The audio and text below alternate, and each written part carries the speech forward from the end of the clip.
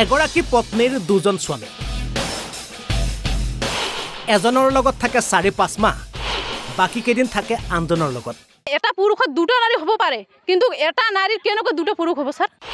দুই স্বামীয়ে মানি লৈছে এই কথা কিন্তু গাঁৱৰ মানুহৰ হে সমস্যা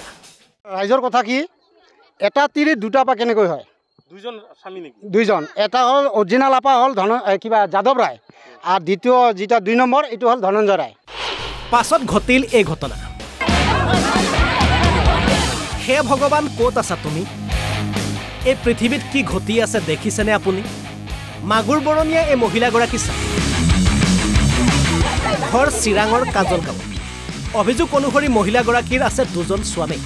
প্ৰথম স্বামীৰ নাম হৈছে যাদৱ ৰায় যাদৱৰ সৈতে আছে দুটি সন্তান ডাঙৰজনী ছোৱালী 10ম শ্ৰেণীত পঢ়ে ল'ৰাটোৱে পঢ়ে 5ম শ্ৰেণীত কিন্তু ৰাইজৰ অভিযোগ অনুসৰি মহিলাগৰাকীৰ ধনঞ্জয় ৰয় নামৰ অন্য এজন স্বামীও আছে ধনঞ্জয় ৰয় নামৰ লোকজনৰ সৈতে প্ৰথমে প্ৰেমৰ সম্পৰ্ক গঢ়ি উঠিছিল আৰু তাৰ পাছতে ধনঞ্জয়ৰ সৈতে পলাই যায় ইফালে ধনঞ্জয়ৰো আছে নিজা পত্নী প্ৰথম পৰ্যায়ত প্ৰথম স্বামীয়ে পত্নীক পুনৰ লৈ আনে কেইমাহমানৰ পাছত পুনৰ ধনঞ্জয়ৰ ওচৰলৈ গুচি যায় পত্নী তাত কেইমাহমান থাকি আকৌ যাদৱৰ ওচৰলৈ আহে এনেকৈ প্ৰথম স্বামীৰ লগত কেইমাহমান আৰু দ্বিতীয় স্বামীৰ লগত কেইমাহমান থাকিবলৈ লৈ পত্নী ইয়াকে দেখি জাঙুৰ খাই উঠিছে ৰাইজ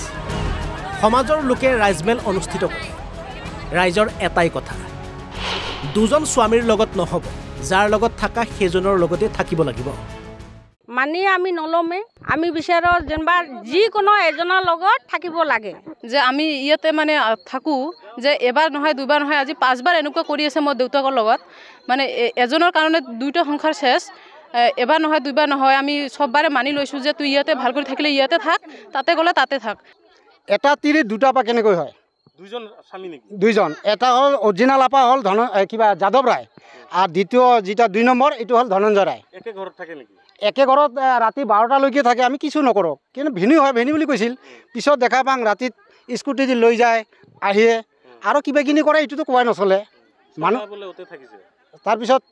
মিটিং গাঁৱৰ কৰিল কৰে কৈছে মই আৰু কাণ ধৰা ধৰি হৈছিল আপিটো কৈছিল ৰাইজৰ আগত মই আৰু দ্বিতীয়তে আৰু মই যাদৱৰ লগত সংসাৰ খাম আগৰ আপাৰ লগত আৰু মই হেৰি দ্বিতীয়তে ধনঞ্জয়ৰ লগত নাযাম পিছত কৈ কাণ ধৰা ধৰি মিটিং কৰি লয় যে 40 হৈ গ'ল তাহলে খাই থাক পিছত আৰু কি কৰি লয় আৰু চলি গ'ল ৰিপিট ধনঞ্জয়ৰ ইয়াত যাই ফেলে খাইতে এইদিনা আহি পাল 3 দিন হ'ল 6 মাহমান থাকিল অৱশেষত সমাজৰ পৰিৱেশ নষ্ট কৰাৰ অভিযোগত মহিলাগৰাকীক ৰাইজে গতাই দিয়ে আৰক্ষী কাজল গাঁৱৰ পৰা হেমলেট চন্দ্ৰ ৰায় NB নিউজ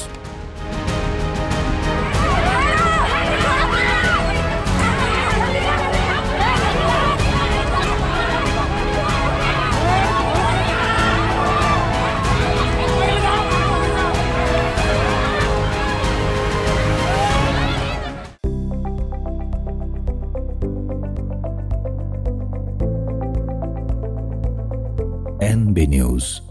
সহজ সৰল ভাষাত নৱভাৰতৰ কথা।